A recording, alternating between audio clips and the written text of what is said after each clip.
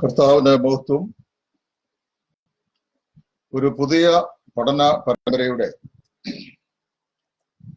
ആദ്യ യാമത്തിലേക്ക് ഇന്ന് പ്രവേശനം കുറിക്കുവാൻ ദൈവസേനയിൽ ആഗ്രഹിക്കുകയാണ്.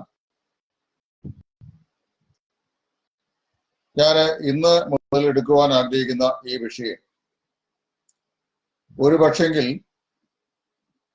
പരമ്പരാഗതമായി പഠിച്ച് വന്നിരിക്കുന്ന ആൾക്കാർക്ക് ഒരു വിഷമ പ്രശ്നമായി പരിണമിക്കാൻ സാധ്യതയുള്ള വിഷയമാണ്. പ്രത്യേകിച്ച് വേർപാട് പെന്തക്കോസ്ത് സഭാഭാഗങ്ങളിൽപ്പെട്ട വിശ്വാസികൾക്ക് ഒരല്പം വിവാദം ശ്രദ്ധിക്കുന്ന ആളുകൾക്ക് ഈ വിഷയത്തെ സംബന്ധിച്ചുണ്ടാവാൻ സാധ്യതയുണ്ട്.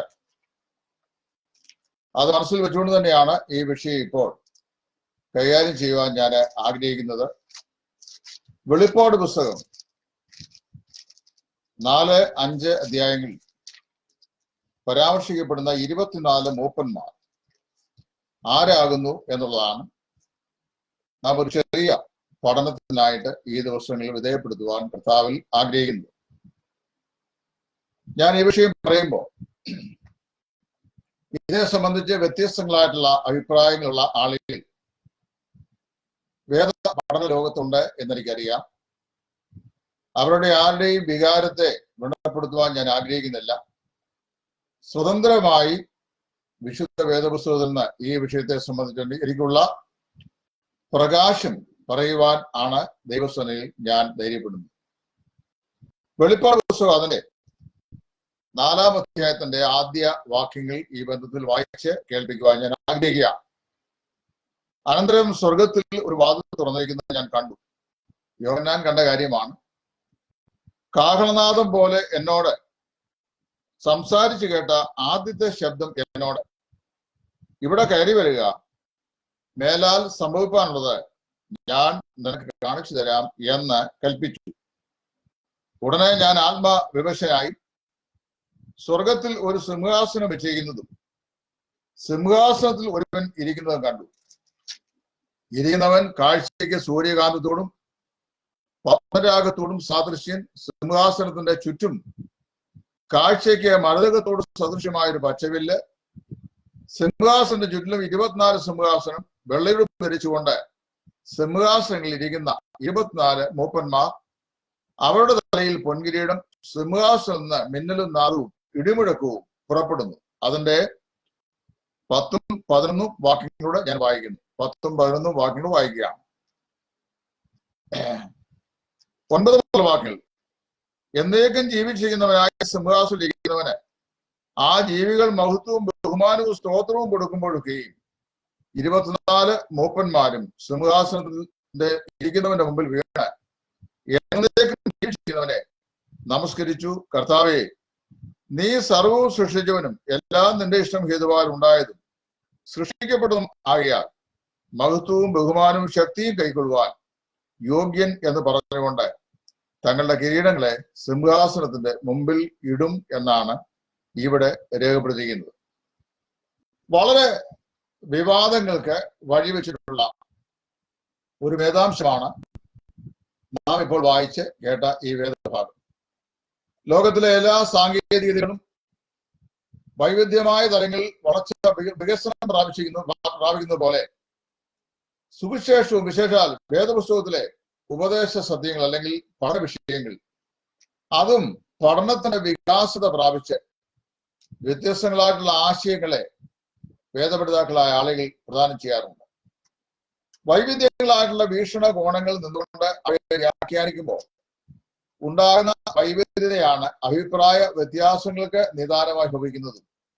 ആളുകൾ വ്യത്യസ്തങ്ങളായ ചേരികളിലേക്ക് ചേക്കേറുവാൻ ഇടയാകുകയും ചെയ്യുന്നത്.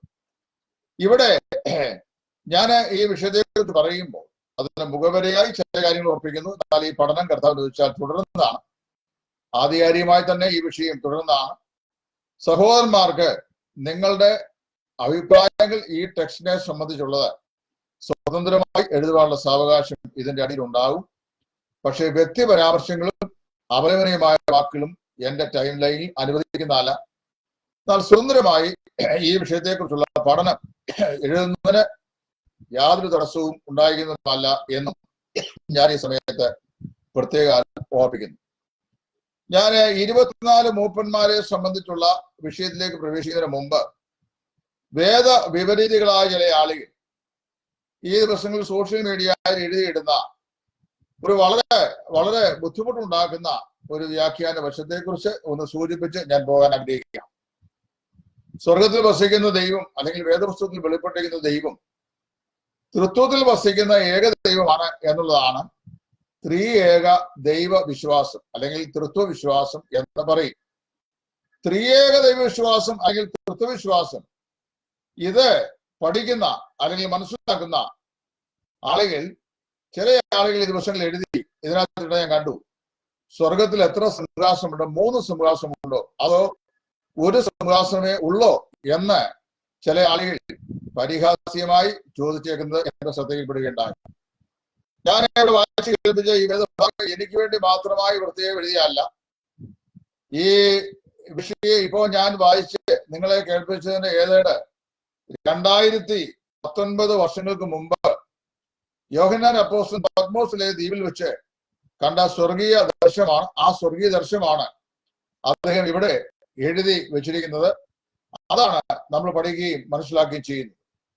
അവിടെ യോഹന്നാനോട് ഇവിടെ കയറി വരിക എന്ന് പറഞ്ഞു. യോഹന്നാനെ സ്വർഗത്തിലേക്ക് ആത്മവിവശതയിലായി കയറി ആക്ഷരികമായി സ്വർഗത്തിൽ പോയെന്നല്ല അതിന്റെ അർത്ഥം. താനൊരു ദർശനങ്ങളെ ദർശിക്കുകയാണ്. ആ ദർശനങ്ങളിൽ അദ്ദേഹം സ്വർഗത്തിൽ ചെന്നു. അവിടെ ചെന്ന് കഴിഞ്ഞപ്പോൾ നാം വായിക്കുന്നത് സ്വർഗത്തിൽ ഒരു സിംഹാസനം ചെയ്യുന്നതും സിംഹാസനത്തിന്മേൽ ഒരുവൻ ഇരിക്കുന്നതും കണ്ടു. അപ്പൊ സ്വർഗത്തില് എത്ര സിംഹാസനം ഉണ്ടെന്ന് ചോദിച്ചാൽ അതിന്റെ ഉത്തരമാണ് സ്വർഗത്തിൽ ഒരു സിംഹാസനം മാത്രമേ ഉള്ളൂ.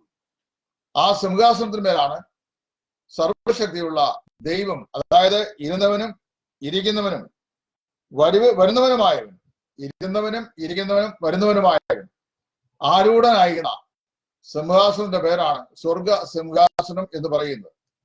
ആ സിംഹാസനത്തിൽ ഒരുവൻ ഇരിക്കുന്നത് കണ്ടു.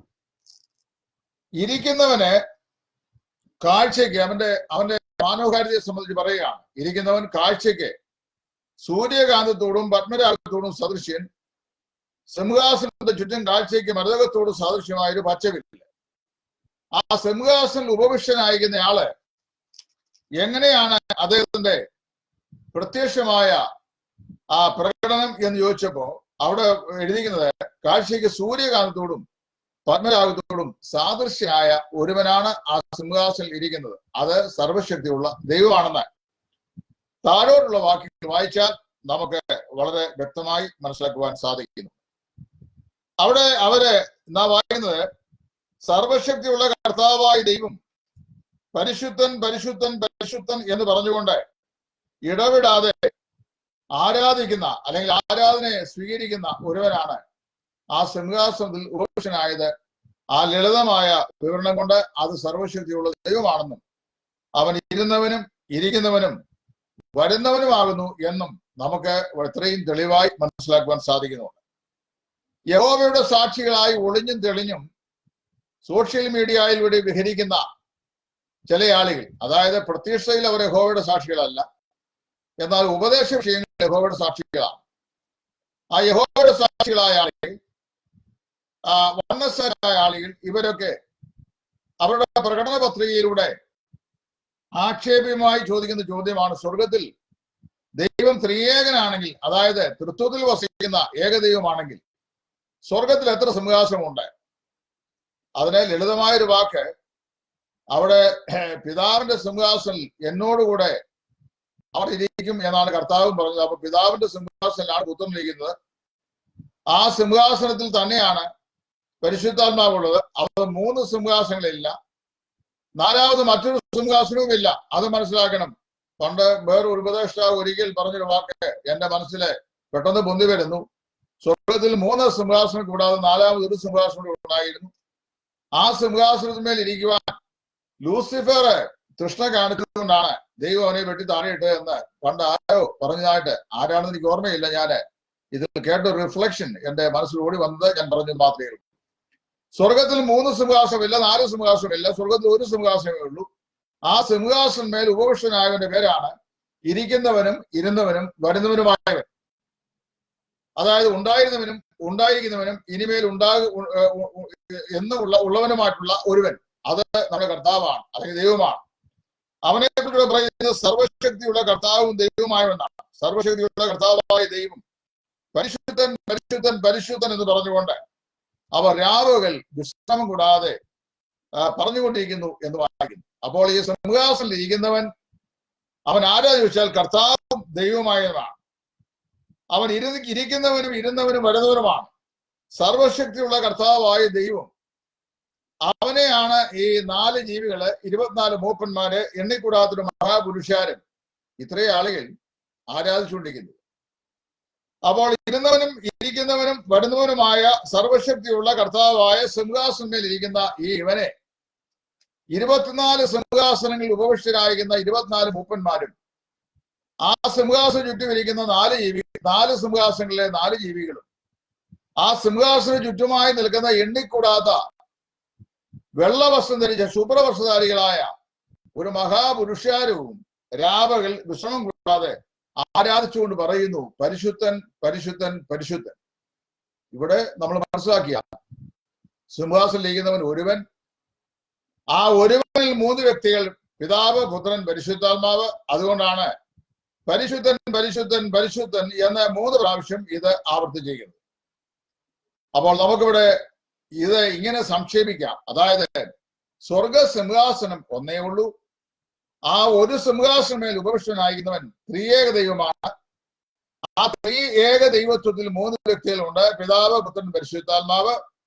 3 വ്യക്തികൾ ചേർന്ന 3 ദൈവങ്ങളല്ല, 3 സിംഹാസനങ്ങളല്ല, 3 വ്യക്തികൾ ചേർന്ന ഒരു ദൈവമാണ്. ആ ഒരു ദൈവം ത്രിയേക ദൈവമാണ്. ആ ത്രിയേക ദൈവം ഉപവിഷ്ടനായിരിക്കുന്ന സിംഹാസനമാണ് സ്വർഗത്തിലെ ഏക സിംഹാസനം. ആ സിംഹാസന ചുറ്റിലാണ് 4 സിംഹാസനങ്ങളും 24 സിംഹാസനങ്ങളും അതിന് ചുറ്റുമായി എണ്ണിക്കൂടാത്ത മഹാപുരുഷാരത്തിന്റെ ഒരു സംഘവും ആ ദൈവത്തിൽ നിന്നുകൊണ്ട് ദൈവത്തെ ആരാധിക്കുന്നു. ഞാനിതിന്റെ വിശദാംശങ്ങളിലേക്ക് പ്രവേശിക്കാം. നമ്മുടെ ഇവിടെ മുഖവരിയായി അത് പറഞ്ഞു എന്ന് മാത്രമേ ഉള്ളൂ. ഇനിയും ഈ 24 മൂപ്പന്മാർ ആരാകുന്നു? ഞാന് ബാല്യം മുതല്, അതായത് വേദപുസ്തകം പഠിക്കാൻ ആരംഭിച്ച കാലം മുതല് ഈ വേദപുസ്തകത്തിന്റെ വ്യാഖ്യാന ശാസ്ത്ര ശാഖയെ വിശകലനം ചെയ്യുവാൻ ശ്രമിക്കുകയും അതിനെ അപഗ്രഹിച്ച് ഗ്രഹിക്കുവാനായി ആവോളം ധ്വാനിക്കുകയും ചെയ്തിട്ടുണ്ട്. വേദപഠിതാക്കളായ ആളുകൾ മഹാകവി എ.വി. സൈമൺ സാർ എഴുതിയിട്ടുള്ള വെളിപ്പാട് പുസ്തകത്തിന്റെ വ്യാഖ്യാനം, അദ്ദേഹം അതിന് അവലംബമായി സ്വീകരിച്ചിട്ടുള്ള ക്ലാരൻസ് ലാർക്കിന്റെ ബുക്ക് ഓഫ് റെവലേഷൻ, പിന്നെ വൈറ്റ് പെന്റക്കോസ്റ്റിലുള്ള ബുക്ക് ഓഫ് റെവലേഷൻ, വെളിപ്പാട് പുസ്തകത്തിന് ജോൺ ഓഫ് വാൽവൂഡ് നൽകിയിട്ടുള്ള വ്യാഖ്യാനം, എഫ് ബ്രൂസ് നൽകിയിട്ടുള്ള വ്യാഖ്യാനം, ആകെ ടോറി നൽകിയിട്ടുള്ള വ്യാഖ്യാനം, പല വേദപഠിതാക്കളായ ആളുകൾ കാലാകാലങ്ങളായി നൽകിയിട്ടുള്ള വ്യാഖ്യാന ഗ്രന്ഥങ്ങൾ ഞാൻ അപഗ്രഥിച്ച് പഠിക്കാനായിട്ട് ശ്രമിച്ചിട്ടുണ്ട്. അവരൊക്കെ അവരുടെ ആശയങ്ങൾ ആ വ്യാഖ്യാന വശങ്ങൾ അവർ രേഖപ്പെടുത്തിയിട്ടുണ്ട്. എന്നാൽ ഞാൻ സാധാരണയായി സ്വീകരിക്കുന്ന ഒരു മാർഗം എന്ന് പറയുന്നത് മറ്റുള്ള അനേക ആളുകൾ എഴുതിയിട്ടുള്ള വ്യാഖ്യാന ഗ്രന്ഥങ്ങൾ കൊണ്ട് ഒരു ഉപദേശം സ്ഥാപിക്കാൻ ശ്രമിക്കാതെ വിശുദ്ധ വേദപുസ്തകത്തിൽ പ്ലെയിൻലി രേഖപ്പെടുത്തിയിരിക്കുന്ന ഉപദേശ സത്യങ്ങളെ ആവോളം മനസ്സിലാക്കാൻ കഴിയുമെങ്കിൽ അതിനെ അങ്ങനെ തന്നെ മനസ്സിലാക്കാൻ ശ്രമിച്ചുകൊണ്ട് അവിടെ നിന്ന് ഉപദേശം സ്ഥാപിക്കാൻ ശ്രമിക്കുകയും അങ്ങനെ തന്നെയാണോ ഇതര വ്യാഖ്യാതാക്കൾ അത് അവലംബിച്ചിരിക്കുന്നത് എന്ന് മനസ്സിലാക്കുവാൻ ശ്രമിക്കുകയും ചെയ്യുന്ന ഒരു പഠന രീതിയാണ് സർവ്വസാധാരണയായി ഞാൻ ആരംഭിച്ചിട്ടുള്ളത്. ഇന്നും ആ നിലയിലാണ് എന്റെ എല്ലാ പഠനവും മുന്നേറിക്കൊണ്ടിരിക്കുന്നത്. ആ വെളിച്ചത്തിൽ, അതായത് ആ പെർസ്പെക്റ്റീവിലാണ് ഞാൻ ഈ വാക്യാംശം ഇപ്പോൾ വ്യാഖ്യാനിക്കുവാൻ ആഗ്രഹിക്കുന്നത്. പുതിയ നിയമ സഭയുടെ പഠനക്രമം അനുസരിച്ച് പഠിക്കുന്ന ആരെങ്കിലും പഠിപ്പിക്കുന്ന പല പണ്ഡിതന്മാരായ ആളുകളും ഈ 24 മൂപ്പന്മാർ എന്ന് പറയുന്നത് ദൈവസഭയുടെ പ്രതിപുരുഷന്മാരായ ആളുകളാണ് എന്നാണ് വ്യാഖ്യാനിച്ച് പല പ്രാവശ്യം ഞാൻ കേട്ടിട്ടുള്ളത്. അതായത് അവര് ദൈവസഭയുടെ പ്രതിപുരുഷന്മാരായ വ്യക്തികളാണ്, അവരാണ് ദൈവ 24 സിംഹാസനങ്ങളിൽ കിരീടധാരികളായി ഇരിക്കുന്ന ഈ ആളുകൾ എന്ന് പൊതുവെ പഠിപ്പിക്കുന്നു. സൗദൻ ബാബു തോമസ് സൗദിയിൽ നിന്ന് അദ്ദേഹത്തിന്റെ അഭിപ്രായം ഇവിടെ രേഖപ്പെടുത്തിയിട്ടുണ്ട്. I appreciate you for your opinion. വെളിപ്പാട് 5-ാം അധ്യായത്തിന്റെ 8-ാം വാക്യത്തിൽ വിശുദ്ധന്മാരുടെ ധൂപകലശം, 5-ാം അധ്യായത്തിന്റെ 8-ാം വാക്യത്തിൽ അവിടെ ഇരിക്കുന്നത് 4 ജീവികൾ 24 മൂപ്പന്മാരും ഓരോരുത്തരും വീണയും വിശുദ്ധന്മാരുടെ പ്രാർത്ഥനയും ധൂപപൂർവ്വം നിറഞ്ഞ പൊൻകലശവും പിടിച്ചുകൊണ്ട് കുഞ്ഞാടിന് മുമ്പാകെ വീണു എന്നാണ് പറയുന്നത്. പക്ഷേ 5-ാം അധ്യായത്തിന്റെ 8-ാം വാക്യത്തിൽ ഈ 24 മൂപ്പന്മാരെ വിശുദ്ധന്മാരുടെ പ്രാർത്ഥനയെന്ന് ധൂപകലശം അവരുടെ കയ്യിൽ പിടിച്ചിരിക്കുന്നു എന്നതുകൊണ്ട് അവർ ദൈവസഭയുടെ പ്രതിനിധി പുരുഷന്മാരാണ് എന്ന് സ്ഥാപിക്കാൻ നമുക്ക് സാധിക്കുകയില്ല.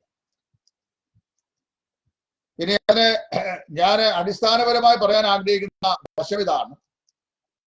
അതായത് നമ്മളെ ഈ വേദവ്യാഖ്യാതാക്കളായ ആളുകൾ ഈ 24 മൂപ്പന്മാര് ദൈവസഭയുടെ പ്രതിനിധികളായ പുരുഷന്മാരാകുന്നു എന്ന് സ്ഥാപിക്കാൻ വേണ്ടി പറയുന്ന ന്യായങ്ങൾ, സംഗീതക്കാരുടെ കൂറുകൾ 24 അതായത് അവരുടെ ക്രമം എന്ന് പറയുന്നത് 24 ക്രമമാണ്. അതുപോലെ ഈ പൗരോഹിത്യ ക്രമം അവരുടെ കൂറുകൾ എന്ന് പറയുന്നത് 24. സമാഗമന കൂടാരത്തിൽ ഉള്ള ഉപകരണങ്ങളെ സംബന്ധിച്ചും കാഴ്ചവെപ്പത്തിന്റെ മേശമേൽ വെക്കുന്ന അപ്പത്തെ സംബന്ധിച്ചുള്ള പഠനശാഖയിൽ നെല്ലും പൊരുളും അടിസ്ഥാനമാക്കി വ്യാഖ്യാനിക്കുന്ന വ്യാഖ്യാതാക്കളായ ആളുകൾ അത് ഭാവിയിൽ ദൈവസഭയുടെ അപ്പോസ്റ്റലന്മാരായ 12 പേരെയും കൂടെ ചേർത്ത് ഇസ്രായേലിലെ 12 ഗോത്രങ്ങളെയും കൂടെ ചേർത്ത് 12, 12, 24 ആകുന്നു എന്ന് സ്ഥാപിക്കാൻ ശ്രമിക്കാറുണ്ട്. വെളിപ്പാട് പുസ്തകത്തിലെ പുതിയ യെരൂശലേമിന്റെ അടിസ്ഥാനം, അതിന്റെ ഗോപുരങ്ങൾ, അത് അടിസ്ഥാനത്തിന്മേൽ 12 അപ്പോസ്റ്റലന്മാരും അതിന്റെ ഗോപുരങ്ങളിന്മേൽ ഇസ്രായേലിന്റെ 12 ഗോപുരങ്ങളും ഉണ്ട് എന്ന് പറയുകയാൽ ഇത് ദൈവസഭയുടെ പ്രതിനിധികളായിരിക്കുന്ന 12, 12, 24 മൂപ്പന്മാരാകുന്നു എന്ന് ഒരുപറ്റം ആളുകൾ വ്യാഖ്യാനിക്കുന്നുണ്ട്. വേർപാടുകാരുടെ നല്ലൊരു സംഘം ആളുകളും പെന്തക്കോസ്തുകാരുടെ നല്ലൊരു ശതമാനം ആളുകളും ഇങ്ങനെയുള്ള വ്യാഖ്യാനിക്കുകയും അത് അനുധാവനം ചെയ്യുകയും ചെയ്യുന്ന ആളുകളാണ്. അതങ്ങനെ ഇരിക്കട്ടെ, ഞാൻ പരമ്പരാഗതമായി നമ്മുടെ പ്രസ്ഥാനങ്ങൾ പഠിപ്പിക്കുന്ന ഉപദേശങ്ങളെ അഴിച്ചിട്ട് മറ്റൊന്ന് പഠിപ്പിക്കുക എന്നുള്ളതല്ല എന്റെ ലക്ഷ്യം. ഞാന് പാരമ്പര്യമായ പഠിപ്പിക്കൽ സ്വീകരിക്കുവാൻ നിർബന്ധിതനായ ഒരാളല്ല. വേദപുസ്തകത്തിന്റെ യുക്തിസഹജമായ ആലോചനയിലൂടെ അതിനെ വിശകലനം ചെയ്ത് വിലയിരുത്തി അതിനെ മനസ്സിലാക്കുവാനായി ശ്രമിക്കുന്ന ഒരു വലിയ സഹോദരനാണ്. അതുകൊണ്ട് ഞാനിവിടെ പറയുന്നു, ദൈവസഭയുടെ പ്രതിനിധി പുരുഷന്മാരാണ് ഈ 24 മൂപ്പന്മാർ എന്ന് നാം പഠിപ്പിക്കാൻ നിർബന്ധിതരായതിനാൽ ഇവിടുത്തെ പ്രശ്നമുണ്ട്. ആദാം മുതലുള്ള സകല വിശുദ്ധന്മാരും ചേർന്നതാണ് കർത്താവിന്റെ സഭ എന്ന് നാം സമ്മതിക്കണായി വരും. അങ്ങനെ വരുമ്പോൾ അതിന്റെ ഏറ്റവും വലിയ ബെനിഫിഷ്യറീസ് എന്ന് പറയുന്നത് സഭ മഹാപീഡനത്തിലൂടെ കടന്നു പോകും എന്ന് പഠിപ്പിക്കുന്ന മഹോപദ്രവവാദികളായ ആളുകളുടെ ഉപദേശങ്ങൾക്ക് ഒരു കൈത്താങ്ങലായി നിൽക്കും, അതായത് ഒരു പിൻബലമായി നിൽക്കും. കാര്യം അവർ പഠിപ്പിക്കുന്നത് പഴയ നിയമ വിശുദ്ധന്മാരും പുതിയ വിശുദ്ധന്മാരോട് ചേർന്നതാണ് കർത്താവിന്റെ സഭ. അതായത് ഈ സഭ എന്ന് പറയുന്നത് പെന്തക്കോസ്തല്ല ആവിർഭവിച്ച ഒന്നല്ല, അത് ആദാമുള്ള സകല വിശുദ്ധന്മാരെയും ഉൾക്കൊള്ളുന്നതാണ് എന്നാണ് അവർ പഠിപ്പിക്കുന്നത്. അങ്ങനെ വരുമ്പോൾ സഭ മഹാപീഡനത്തിലൂടെ കടന്നു പോകുമെങ്കിൽ അത് പോകുന്നതിന്റെ കാരണം എന്താണെന്ന് ചോദിച്ചു കഴിഞ്ഞാൽ, ഈ ഇസ്രായേൽ അല്ലെങ്കിൽ പഴയ വിശുദ്ധന്മാരും പുതിയ വിശുദ്ധന്മാരും ദൈവസഭയുടെ അംഗങ്ങളാകിയാൽ 24 ഈ മൂപ്പന്മാരെന്ന് പറയുന്നത് ഈ സഭയുടെ റെപ്രസെന്റേറ്റീവ് ആണെങ്കിൽ ഈ 2 വിഭാഗങ്ങളെയും ഒരുപോലെ ഉൾക്കൊള്ളുന്നവരുടെ പ്രതിനിധികളാണ് 24 മൂപ്പന്മാർ എന്ന് നമ്മൾ പഠിപ്പിക്കുവാൻ നിർബന്ധിതരായി തീരും. അവിടെ ഒരുപാട് പ്രശ്നങ്ങളുണ്ട്.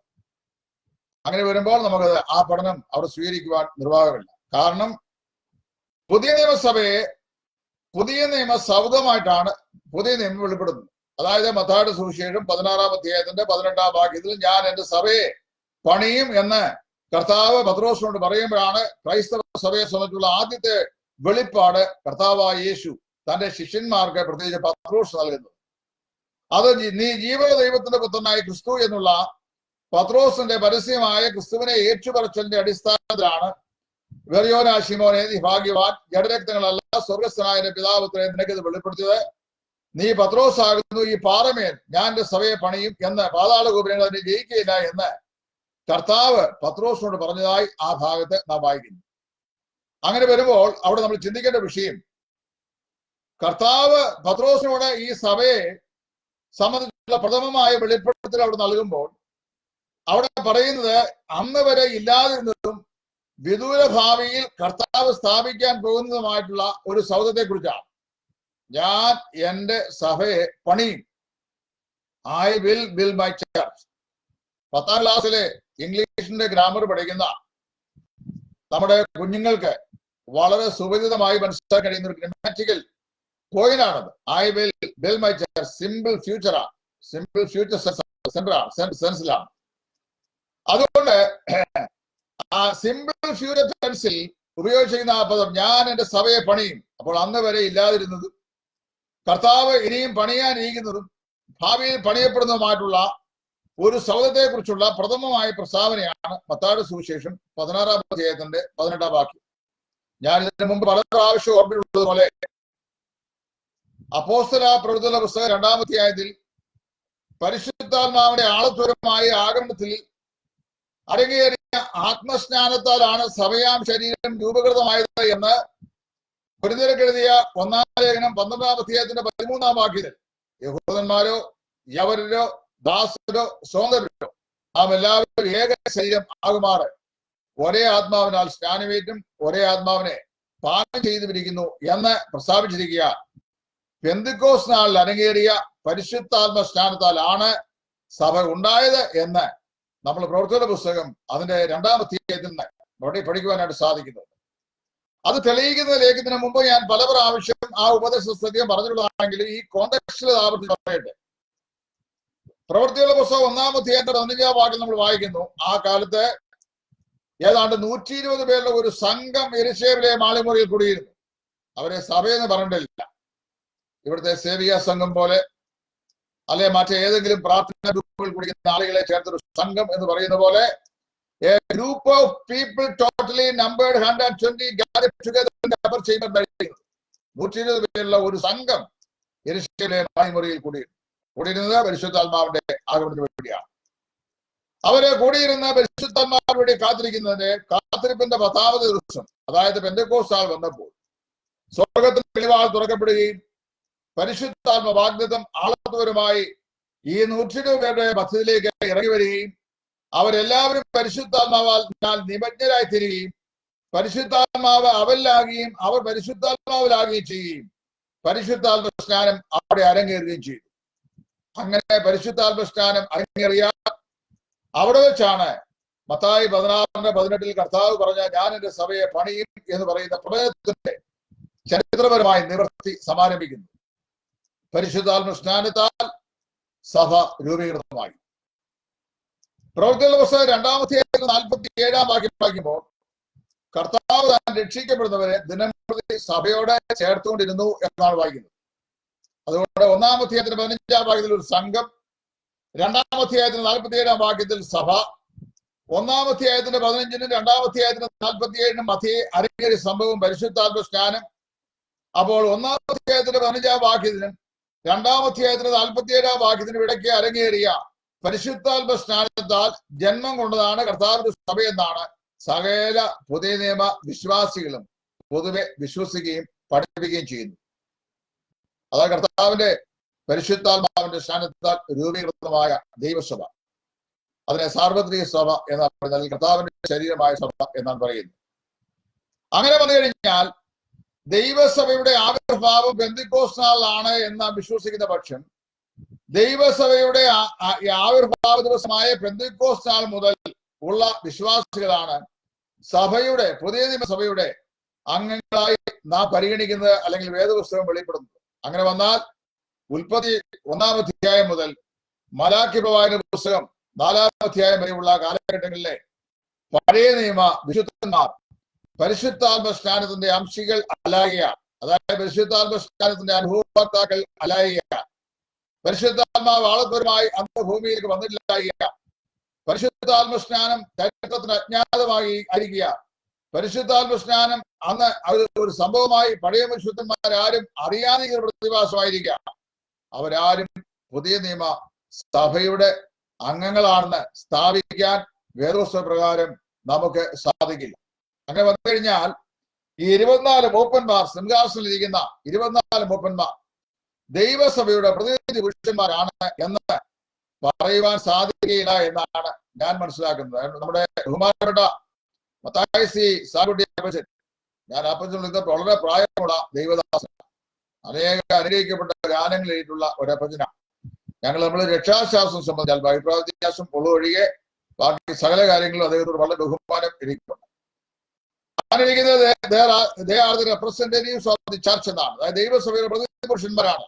അങ്ങനെയാണെങ്കിൽ ഈ കോംപ്ലിക്കേഷൻസ് ഉണ്ട്. അതായത് how the old testament people can be fixed into the Church of Jesus Christ, which is a new establishment in the New Testament period by the baptism of the Holy Spirit. അതായത് ദൈവസഭ എന്ന് പറയുന്നത് പരിശുദ്ധാത്മ സ്നാനത്താൽ രൂപീകൃതമായ പുതിയ നിയമസൗധം ആയതുകൊണ്ട് പഴയ നിയമ വിശ്വാസികളെ പുതിയ നിയമസഭയിൽ എങ്ങനെ നിബന്ധിപ്പിക്കുവാനായി നമുക്ക് സാധിക്കും എന്നുള്ളതാണ് അതിപ്രധാനമായിരുന്ന ചോദ്യം.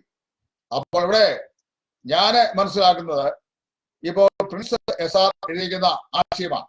അതായത് പ്രിൻസ് SR എഴുതിയിരിക്കുന്ന ആശയം 24 മൂപ്പന്മാർ ദൂതന്മാരുടെ സംഘമാണ് എന്നാണ് എബ്രായരുടെ പാരമ്പര്യം. അതുമല്ല, ദൂതന്മാരുടെ സംഘമല്ല. കാര്യം ദൂതന്മാർ ഒരുപാട് സംഘങ്ങളുണ്ട്. സ്വർഗത്തിലെ വിശുദ്ധന്മാരെ രക്ഷയ്ക്ക്, അതായത് രക്ഷപ്രാപിപ്പാരുടെ സേവകാത്മാക്കളായ വിശുദ്ധ ദൂതന്മാരെ കുറിച്ച് പറഞ്ഞിട്ടുണ്ട്. ദൂതന്മാർ തന്നെ വ്യത്യസ്തങ്ങളായ റാങ്കുകളുണ്ട്, സിറാഫികളുണ്ട്, മാലാഖമാരുണ്ട്, അതുപോലെ തന്നെ പിന്നെ ഈ കെരൂബുകളുണ്ട്, ദൈവദേശമായ കെരൂബുകളുണ്ട്, പ്രധാന ദൂതന്മാരായിരുന്ന മീഖായേല്, ഗബ്രിയേൽ മുതലായ ആളുകളുണ്ട്. ലൂസിഫർ അതിൽ പ്രധാനപ്പെട്ട ഒരാളായിരുന്നു, അദ്ദേഹം വെട്ടിട്ട് താഴെ പോയല്ലോ. അപ്പോൾ ഇനി പ്രധാന ദൂതന്മാരെ അറിയപ്പെടുന്ന മീഖായേലും ഗബ്രിയേലുമാണ്. ഇതുകൂടാതെ സെറാഫികളെ, കെരൂബുകളെ, മറയ്ക്കുന്ന കെരൂബുകളെ, സുവാർത്താദൂതികളായ ദൂതന്മാര്, സേവകാത്മാവ് രക്ഷിക്കപ്പെടുന്നവർ സേവകാത്മാക്കളായ ശുശ്രൂഷകന്മാരായ ദൂതന്മാര്, ഇങ്ങനെ ദൂതന്മാര് തന്നെ വ്യത്യസ്തങ്ങളായ റാങ്കുകളുണ്ട്. മഹാനായ ബലിഗ്രഹയിലുള്ള ദി ഏഞ്ചൽസ് എന്ന് പറയുന്ന പുസ്തകത്തിൽ അദ്ദേഹം വളരെ വ്യക്തമായി അതേക്കുറിച്ച് സ്റ്റഡി രേഖപ്പെടുത്തിയിട്ടുണ്ട്.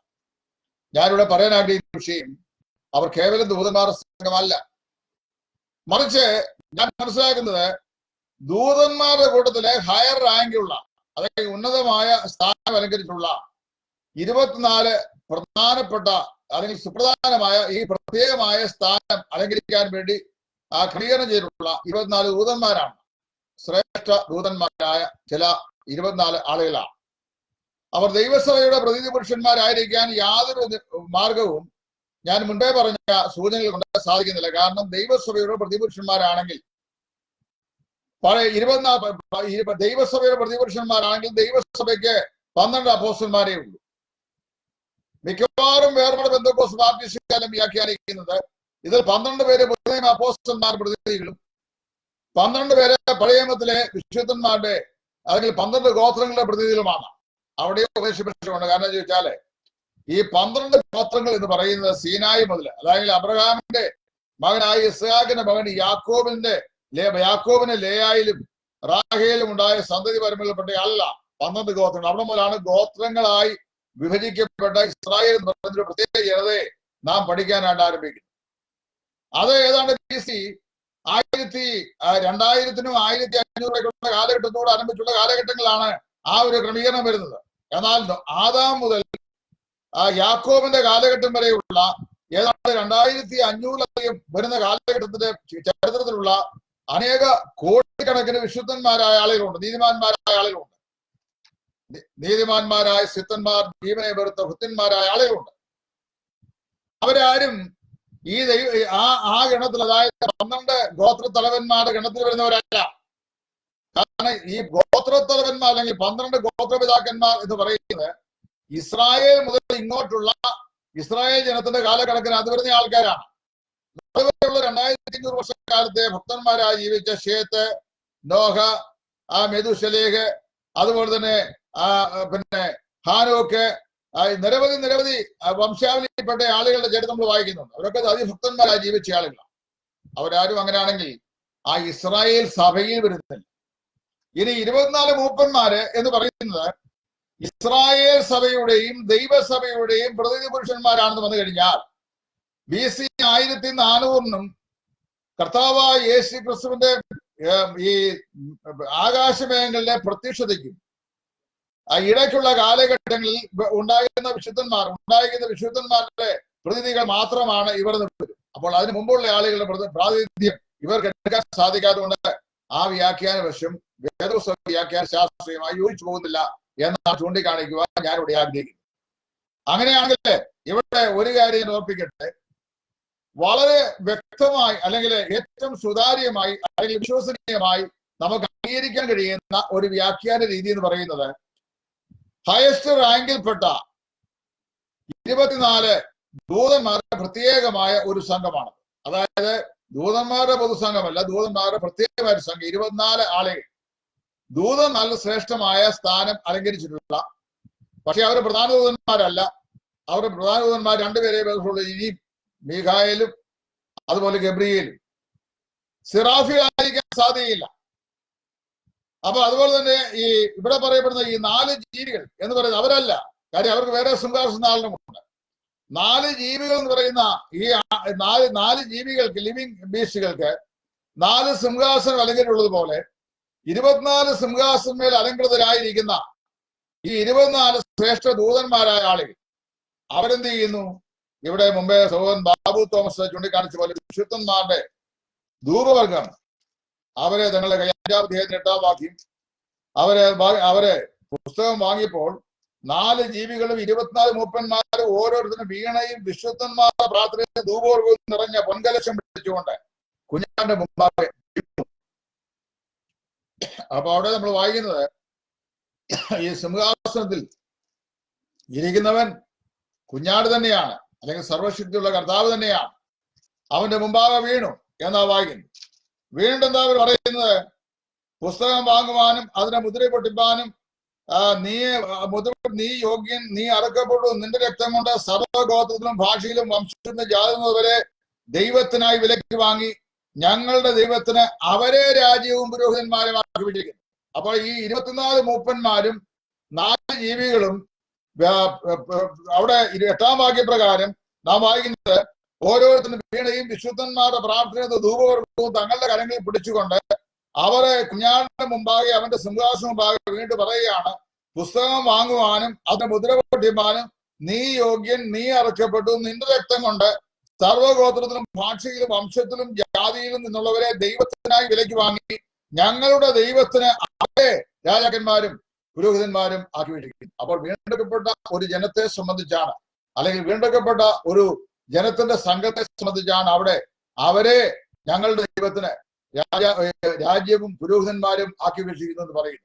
ആ ഒരൊറ്റ വാക്യം കൊണ്ട് തന്നെ ഇവർ വീണ്ടെടുക്കപ്പെട്ടവരുടെ പ്രതിനിധി പുരുഷന്മാരല്ല, വീണ്ടെടുക്കപ്പെട്ട വിശുദ്ധന്മാരല്ല, കുഞ്ഞാടിന്റെ രക്തത്താൽ വീണ്ടെടുക്കപ്പെട്ടവരല്ല. കാര്യം ദൂതന്മാർക്ക് ആർക്കും വീണ്ടെടുപ്പിന്റെ ആവശ്യമില്ല, സിറാഫികൾക്ക് അതിന്റെ ആവശ്യമില്ല, മാലാഖമാർക്ക് അതിന്റെ ആവശ്യമില്ല, പിന്നെ ദൈവത്തിന്റെ പ്രധാന ദൂതന്മാർക്ക് അതിന്റെ ആവശ്യമില്ല.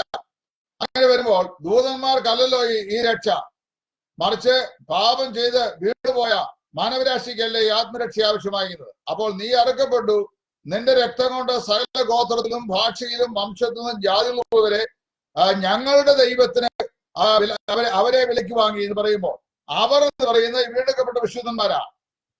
ഞങ്ങളുടെ ദൈവം എന്ന് പറയുന്നത് ഈ ദൂതന്മാർ കൂടി ആരാധിക്കുന്ന സർവശക്തിയുള്ള കർത്താവും ദൈവമായവന്റെ കാര്യമാണ്. അങ്ങനെ വരുമ്പോൾ ഇവർ ദൈവസഭയുടെ റെപ്രസെന്റേറ്റീവുകൾ അല്ല എന്ന് തന്നെയാണ് നമുക്ക് മനസ്സിലാക്കാൻ സാധിക്കുന്നത്. അതുപോലെ അവർ പഴയ നിയമ സഭയുടെ പ്രതിനിധി പുരുഷന്മാരല്ല, അല്ലെങ്കിൽ ഇസ്രായേൽ സഭയുടെ പ്രതിനിധി പുരുഷന്മാരല്ല, ദൈവസഭയുടെ പ്രാതിനിധ്യം വഹിക്കുന്ന ആളുകളല്ല, മറിച്ച് സ്പെഷ്യൽ റാങ്കിൽപ്പെട്ട ദൂതന്മാരുടെ സംഘമാണ് എന്നാണ് എല്ലാ തെളിവുകളും കൂടെ നമുക്ക് മനസ്സിലാക്കുവാനായിട്ട് സാധിക്കുന്നത്. എന്നാൽ ഈ വിഷയങ്ങളെയൊക്കെ ഉള്ള ഒരു പ്രശ്നം എന്താണെന്ന് ചോദിച്ചു കഴിഞ്ഞാൽ, നമ്മുടെയൊക്കെ പഠനകാലത്ത് ആദ്യ നാളുകളിൽ നമ്മളെ വന്ന് പഠിപ്പിച്ച ചില ആളുകൾ, ഇപ്പൊ ഉദാഹരണം പറഞ്ഞു കഴിഞ്ഞാൽ കേരളത്തിലെ വേർപാടുകാരായ ആളുകളെ വേദപുസ്തകത്തിന്റെ ആദ്യ നാളുകളിൽ ABCD പഠിപ്പിച്ചത് ഇംഗ്ലണ്ട്, അയർലൻഡ്, സ്കോട്ട്ലൻഡ്, ന്യൂസിലൻഡ് മുതലായ രാജ്യങ്ങളിൽ നിന്ന് വന്ന സായിപ്പന്മാരായ ആളുകളാണ്. ആ കാലത്ത് 16-ാം നൂറ്റാണ്ട് മുതൽ യൂറോപ്പിലുണ്ടായ നവീകരണത്തിന്റെയും നവോത്ഥാനത്തിന്റെയും പരിണത ഫലമായി വേദപുസ്തകം വായിക്കുവാനും പഠിക്കുവാനും, വിശേഷാൽ കിങ് ജെയിംസ് ഗ്രീക്കിൽ നിന്ന് ഇംഗ്ലീഷിലേക്ക് തർജ്ജമ ചെയ്ത ഇംഗ്ലീഷ് ബൈബിൾ സുലഭമായി ലഭിച്ച കാലഘട്ടമാകിയാൽ 16, 17, 18 നൂറ്റാണ്ടിൽ എന്ന് പറയുന്ന യൂറോപ്പിന്റെ ചരിത്രകാലത്ത് ഏറ്റവും ശക്തമായിരുന്ന ദൈവശാസ്ത്ര വികസനത്തിന്റെ കാലഘട്ടമാണ്. ആ കാലഘട്ടങ്ങളിൽ ദൈവവചനം പഠിക്കുവാൻ അവസരം ലഭിച്ച സായിപ്പന്മാരായ ആളുകൾ നമ്മുടെ ഈ നാട്ടിൽ വന്ന് കൊച്ചു കേരളത്തിലും മറ്റും ഇവിടെ വന്ന് പാവപ്പെട്ടവരായ നമ്മുടെ പിതാക്കന്മാരോട് അവരന്ന് പഠിപ്പിച്ച കാര്യങ്ങൾ ആവേശത്തോട് നമ്മുടെ പിതാക്കന്മാർ കൈക്കൊണ്ട് സ്വീകരിച്ചുള്ളതല്ലാതെ അതിന്റെ അപ്പുറത്തേക്ക് നമുക്ക് കടന്നു ചെന്നിട്ട് അത് അങ്ങനെ തന്നെയോ എന്ന് നമ്മൾ സൂക്ഷ്മമായി അവയെ പരിശോധിക്കാനോ വിശകലനം ചെയ്യാനോ ഒന്നും തയ്യാറാവാതെ നമ്മൾ പഠിച്ചു വന്ന കാര്യങ്ങൾ അങ്ങനെ തന്നെ നമ്മൾ പറയും. അതിന് വിപരീതമായ നിലയിൽ ഏതെങ്കിലും ആളുകൾ വ്യാഖ്യാനം പറഞ്ഞാൽ ഉടനെ അവനെ വിപരീത ഉപദേശകനായി ദുഷ്കീർത്തി മുദ്ര കുത്തുവാനോ അല്ലെങ്കിൽ വിഘടനവാദിയായി കണക്കാക്കുവാനോ കഴിയുന്ന ഒരു പ്രത്യേക പ്രവണത മലയാളികളായ വേദശാസ്ത്രികൾക്കുണ്ട് എന്നുള്ളത് ഇവിടെ ദുഃഖത്തോട് പറയാതിരിക്കാൻ നിർവാഹമില്ല. അതുകൊണ്ട് ഞാൻ മനസ്സിലാക്കുന്നത് ഈ 5-ാം അധ്യായത്തിന്റെ 8-9 വാക്യങ്ങൾ, നീ അറുക്കപ്പെട്ടു, നിന്റെ രക്തം കൊണ്ട് സകല ഗോത്രത്തിലും ഭാഷയിലും വംശത്തിലും ജാതിയുള്ളവരെ ഞങ്ങളുടെ ദൈവത്തിന് അവരെ വിലയ്ക്ക് വാങ്ങി എന്ന് പറയുമ്പോൾ, അവരെ രാജാക്കന്മാരും പുരോഹിതന്മാരാക്കിയിരിക്കുന്നു എന്ന് പറയുമ്പോൾ, ഞങ്ങൾ എന്നും അവരെന്നും പറയുന്ന 2 കൂട്ടരെ അവിടെ വന്നു കഴിഞ്ഞു. അവിടെ പറയുന്നത് യാതൊരു കൂട്ടരെ കർത്താവ് കുഞ്ഞാന്റെ രക്തത്താൽ വിലയ്ക്ക് വാങ്ങിയോ അവരെ കുറിച്ചാണ്. അതായത് വീണ്ടും ജന്മം പ്രാപിച്ച അല്ലെങ്കിൽ വീണ്ടെടുക്കപ്പെട്ട വിശുദ്ധന്മാരെ കുറിച്ചാണ്. ഞങ്ങളെന്ന് പറയുന്ന ആ കൂട്ടത്തിൽപ്പെടുന്ന ആളുകളല്ല, മറിച്ച് ഈ ഞങ്ങളെന്ന് പറയുന്നത് തങ്ങളുടെ തലയിലിരിക്കുന്ന കിരീടങ്ങളെ ദൈവസിംഹാസനം മുമ്പാകെ ഇട്ടുകൊണ്ട് ദൈവത്തെ ആരാധിക്കുന്ന സർവശക്തിയുള്ള കർത്താവും ദൈവവുമായവൻ പരിശുദ്ധൻ പരിശുദ്ധൻ പരിശുദ്ധൻ എന്ന് പറഞ്ഞുകൊണ്ട് ആരാധിച്ചുകൊണ്ടിരിക്കുന്ന സ്വർഗത്തിലെ പ്രത്യേകമായ റാങ്കിൽപ്പെട്ട ദൂതന്മാരുടെ ഒരു സംഘമാണ് ഈ 24 മൂപ്പന്മാർ എന്നാണ് ഞാൻ മനസ്സിലാക്കുന്നത്, ഞാൻ വിശ്വസിക്കുന്നു. ഇനി അങ്ങനല്ല, അത് ദൈവസഭയുടെ റെപ്രസെന്റേറ്റീവായ പുരുഷന്മാരാണ് എന്ന് നിങ്ങൾ ആർക്കെങ്കിലും അത് സ്ഥാപിക്കാൻ വചനം കൊണ്ട് സാധിക്കുന്നെങ്കിൽ, അങ്ങനെയാണെങ്കിൽ സാധിക്കുന്നെങ്കിൽ അതിനെ ഞാൻ സ്വാഗതം ചെയ്യുന്നു. ഇവിടെ മത്തായിയെ പറ്റി എഴുതുന്നത് the angels have no crowns എന്ന് നമുക്ക് പറയാൻ സാധിക്കുകയില്ല. ദൂതന്മാർക്ക് ക്രൗൺസ് ഉണ്ടോ ഇല്ലയോ എന്നുള്ളത് വേദപുസ്തകത്തിൽ എഴുതില്ല. എന്നാൽ വിശുദ്ധന്മാരായ നമുക്ക് ക്രൗൺസ് ഉണ്ട് എന്ന് എഴുതിയിട്ടുണ്ട്. 5 കിരീടങ്ങളെ കുറിച്ച് പുതിയ എഴുതിയിട്ടുണ്ട്. നമ്മെ സംബന്ധിച്ച് അത് ആ 5 കിരീടങ്ങളും 5 വ്യത്യസ്തമായ പർപ്പസുകൾ അച്ചീവ്മെന്റ് ഉള്ള ആളുകൾക്ക് സമ്മാനിക്കുന്നതായിട്ടാണ് പറയപ്പെട്ടിരിക്കുന്നത്. എന്നാൽ ദൂതന്മാർക്ക് കിരീടങ്ങൾ ഉണ്ടോ? അവരെ കിരീടധാരി ദൂതന്മാരെ സംബന്ധിച്ച് ദൈവത്തിന്റെ പ്രധാന ദൂതനായിരുന്ന ലൂസിഫറിനെ സംബന്ധിച്ച് പറയുമ്പോൾ അവന്റെ ശരീരത്തിന് നൽകിയിരുന്ന ആലങ്കാരികമായിരുന്ന ആ ഭംഗിയെ സംബന്ധിച്ചുള്ള വർണ്ണന യെഹെസ്കേൽ പ്രവാചകന്റെ പുസ്തകം 28-ാം അധ്യായത്തിൽ പറയുമ്പോൾ ഇതിനേക്കാളൊക്കെ എത്രയോ മെച്ചമായ നിലയിലാണ് അവന്റെ ശരീരത്തെ ശിക്ഷിതാവായ ദൈവം അലങ്കരിച്ചിരുന്നത് എന്ന് നമുക്ക് അവിടെ വിശേഷാൽ അവിടെ രേഖപ്പെടുത്തിയിട്ടുണ്ട്. അങ്ങനെയാണെങ്കിൽ സ്വർഗത്തിൽ ദൂതന്മാരുടെ തലമേൽ കിരീടങ്ങളുണ്ടോ കിരീടങ്ങൾ ഇല്ലയോ, അവിടുത്തെ പ്രത്യക്ഷമാകുന്ന ഭാവം എങ്ങനെയാണ്, അവരുടെ ശാരീരികമായ ഭംഗി അല്ലെങ്കിൽ ആത്മശരീരത്തിന്റെ ഭംഗി എങ്ങനെയാണ്, ഇതേക്കുറിച്ചുള്ള ഒരു ഫുൾ റെവലേഷൻ നമുക്ക് നൽകിയിട്ടില്ല. ദൂതന്മാരെ കുറിച്ച് പറഞ്ഞിട്ടുണ്ട്, പ്രധാന ദൂതന്മാരെ കുറിച്ച് പറഞ്ഞിട്ടുണ്ട്, സിറാഫുകളെ കുറിച്ച് പറഞ്ഞിട്ടുണ്ട്, 4 ജീവികളെ കുറിച്ച് പറഞ്ഞിട്ടുണ്ടല്ലാതെ അവരെ സംബന്ധിച്ച് വളരെ വിവിധമായിട്ടുള്ള ഒരു വിശദീകരണം വിശുദ്ധ വേദപുസ്തകം നൽകിയിട്ടില്ല. പല കാര്യങ്ങളും പറഞ്ഞു വെച്ചിരിക്കുകയാണ്. അപ്പൊ അങ്ങനെ വരുമ്പോൾ നമുക്ക് അവർക്ക് കിരീടമുണ്ടോ ഇല്ലയോ എന്ന് പറയാം. കിരീടമുണ്ടോ നമുക്ക് അറിയുന്നത് അവരുടെ തലയിൽ അവർ ഏതായാലും ദൈവസിംഹാസനം മുമ്പാകെ രാജാവായവനെ ആരാധിക്കുന്ന സംഘമാണ്. അപ്പോൾ അവരുടെ തലയിൽ കിരീടം ഉണ്ടായിക്കൂടായെന്നില്ല, അത് നൽകിക്കൂടായെന്നില്ല. അതൊക്കെ മറഞ്ഞിരിക്കുന്ന കാര്യങ്ങളാണെന്നും വേദപുസ്തകം രേഖപ്പെടുത്തിയിട്ടില്ല. പക്ഷെ ഇവിടുത്തെ പ്രശ്നം ഞങ്ങളുടെ ദൈവത്തിന് അവരെ രാജാക്കന്മാരും പുരോഹിതന്മാരുമായി വിലയ്ക്ക് വാങ്ങിയിരിക്കുന്നു എന്ന് പറയുമ്പോൾ ഇവർ വിലയ്ക്ക് വാങ്ങപ്പെട്ടവരല്ല എന്ന് വളരെ വ്യക്തമാണെന്ന് ഞാൻ പറഞ്ഞു. ഇവർ വിലയ്ക്ക് വാങ്ങപ്പെട്ടവരല്ലെന്ന് അവർ തന്നെ പറയും. അതുകൊണ്ടാണ് ഞാൻ പറയുന്നത് they are a group of angels of special rank. അതായത് പ്രത്യേകമായ പദവി അലങ്കരിച്ചിട്ടുള്ള ദൂതന്മാരുടെ സംഘമാണ്. അവരാണ് 24 സിംഹാസനമേൽ ഇരിക്കുന്നത്. ഇവിടുത്തെ ഏറ്റവും വലിയ കോംപ്ലിക്കേഷൻ ഞാൻ ആദ്യം ഓർപ്പിച്ചല്ലോ, ഇവര് ദൈവസഭയുടെ പ്രതിനിധി പുരുഷന്മാരാണ്, അല്ലെങ്കിൽ ഇസ്രായേൽ സഭയുടെ പ്രതിനിധി പുരുഷന്മാരാണ്. ഇസ്രായേൽ സഭയുടെയും ദൈവസഭയുടെയും പ്രാതിനിധ്യമുള്ള പുരുഷന്മാരാണെന്ന് വ്യാഖ്യാനിച്ചാൽ ഇസ്രായേലും പുതിയ കാലഘട്ടത്തിലെ വിശുദ്ധന്മാരുടെ ചേർന്നാണ് ദൈവസഭ എന്ന് പറയേണ്ടായി വരും. അങ്ങനെയാണെങ്കിൽ ഇസ്രായേലിന്റെ ചരിത്രത്തിന് മുമ്പ് ആദാം മുതൽ BC 1400 വരെയുള്ള കാലഘട്ടങ്ങളിൽ ജനിച്ച് ജീവിച്ച് നീതിമാന്മാരായി പ്രഖ്യാപിക്കപ്പെട്ട വിശുദ്ധന്മാർക്ക് ഏത് നിലയുള്ള പദവിയാണ് വിശുദ്ധ വേദപുസ്തകം അലങ്കരിച്ചിരിക്കുന്നത് എന്നുള്ളത് നാം തന്നെ മറുപടി പറയേണ്ടായി വരും. അതുകൊണ്ട് വേദപുസ്തകത്തിന്റെ വ്യാഖ്യാന രീതി അനുസരിച്ച് ഈ പറയപ്പെട്ട ഈ ദൂതന്മാരെ, ഈ 24 ദൂതന്മാരെ യാതൊരു കാരണവശാലും ദൈവസഭയുടെ പ്രതിനിധി പുരുഷന്മാരായിട്ട് കണക്കാക്കുവാനായിട്ട് സാധിക്കുന്നില്ല എന്നാണ് എന്റെ എളിയ പഠനത്തിലൂടെ എനിക്ക് മനസ്സിലാക്കാൻ കഴിയുന്നത്. അതല്ലെങ്കിൽ നിങ്ങൾ അനുവാദകരായ ആളുകൾ, പ്രേക്ഷകരായ ആളുകൾ നിങ്ങൾ വ്യാഖ്യാനിച്ച് എന്നെ കൂടെ മനസ്സിലാക്കി തന്നാൽ ഞാൻ അംഗീകരിക്കാൻ തയ്യാറാണ്. ഞാൻ ഒരിക്കലും അഡമന്റ് ആയിട്ടുള്ള ഫിയർ അല്ല. Convincingly if a doctor is proved before me with ample evidences of the scripture I am ready to accept it. ഞാനത് അംഗീകരിക്കാൻ യാതൊരു വൈമനസ്യവും ഉള്ള ആളല്ല. അതുകൊണ്ട് ഞാൻ വളരെ വ്യക്തമായി ഇവിടെ ഞാൻ ഇത് സൂചിപ്പിക്കുവാൻ ആഗ്രഹിക്കുക. ഇവിടെ പ്രദേശത്തേക്ക് അങ്ങനെ ചെയ്യുന്നു. ഈ 5-ാം അധ്യായത്തിൽ 4-ാം അധ്യായത്തിലും 5-ാം അധ്യായത്തിലും സ്വർഗസിംഹാസനം, ആ സ്വർഗസിംഹാസനം ചുറ്റും 4 സിംഹാസനങ്ങൾ, അതിന് ചുറ്റും 24 സിംഹാസനം, പിന്നീട് അതിനു ചുറ്റുമായി എണ്ണിക്കൂടാത്ത ഒരു മഹാപുരുഷാരുമാണ് അവര് ഈ പെരുവെള്ളത്തിൽ ഇരച്ചിൽ പോലെയുള്ള ശബ്ദത്തിൽ അവരെ ശബ്ദ ആരവത്തിലൂടെ ഇരിക്കുന്നവനും ഇരുന്നവനും വരുന്നവനുമായവനെ രാപകൽ വിശ്രമം കൂടാതെ ആരാധിച്ചുകൊണ്ടിരിക്കുന്നു. അപ്പോൾ നിശ്ചയമായും ആ 24 മൂപ്പന്മാർ ദൈവസഭയുടെ പ്രതിനിധി പുരുഷന്മാർ അല്ല. ഇനി അങ്ങനെയാണെങ്കിൽ ഞാൻ ഇന്നത്തെ ക്ലാസ് കൂടി അവസാനിപ്പിക്കുകയാണ്. അങ്ങനെയാണെങ്കിൽ ഞാൻ ന്യായമായ 2-3 ചോദ്യങ്ങൾ ചോദിക്കാം. ആ ചോദ്യത്തിന് ഉത്തരം ഞാൻ നിങ്ങൾ പ്രതീക്ഷിക്കുന്നു. നിങ്ങൾ ആലോചിച്ച് മറുപടി പറയുക. അങ്ങനെയാണെങ്കിൽ പുതിയ നിയമസഭയുടെ അംഗങ്ങളാണ് പഴയ നിയമകാലത്തെ വിശുദ്ധന്മാർ എന്ന് എന്തുകൊണ്ട് പുതിയ നിയമവിശ്വാസികളായ പെന്തക്കോസ്തുകാരും ബാപ്റ്റിസ്റ്റുകാരും ബ്രദറുകാരും സമ്മതിക്കുന്നില്ല?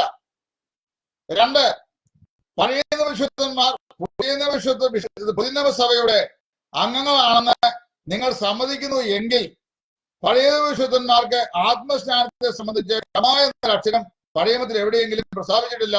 അത് പുതിയ നിയമവിശ്വാസികൾക്ക് മാത്രമുള്ള അനുഭവമാണ്. 3, ദൈവസഭ ആക്കപ്പെട്ടിരിക്കുന്നത് പരിശുദ്ധാത്മ സ്നാനത്താലാണ്. അത് പെന്തക്കോസ്തുകളിലാണ് ചരിത്രപരമായി അരങ്ങേറിയത്. പഴയ നിയമത്തിൽ അതേക്കുറിച്ച് യാതൊരു പ്രസ്താവനയും ഇല്ലതാണ്. ഇങ്ങനെ നിരവധി ചോദ്യങ്ങൾ നമുക്ക് ഉത്തരവില്ലാതായി വരുന്നു. മാത്രമല്ല, വെളിപ്പാട് പുസ്തകത്തിലെ ഒടുവിലത്തെ പരീക്ഷ വായിക്കുമ്പോൾ പുതിയ യെരുശലേമിന്റെ അടിസ്ഥാനത്തെയും അതിന്റെ ഗോപുരങ്ങളെ കുറിച്ച് പറയുമ്പോൾ അത് ദൈവസഭയാണെന്ന് വ്യാഖ്യാനിക്കാൻ പോയി കഴിഞ്ഞാൽ ദൈവസഭയിൽ ഇസ്രായേൽ മക്കളും അതുപോലെ തന്നെ പുതിയ പെന്തക്കോസ്തുകൾ മുതലുള്ള വിശ്വാസികളായ വിശുദ്ധന്മാർ മാത്രം ഉൾക്കൊള്ളുന്നതാണ് എന്ന് വരും. അപ്പോൾ അതിനു മുമ്പുള്ള കാലഘട്ടങ്ങളിലെ വിശുദ്ധന്മാരെ എവിടെ നമ്മൾ ഉൾക്കൊള്ളിക്കും എന്നതിന് ശ്രദ്ധേയമായ ഒരു മറുപടി പറയുവാൻ ഞാൻ നിങ്ങളും ബാധ്യസ്ഥരായിരിക്കും.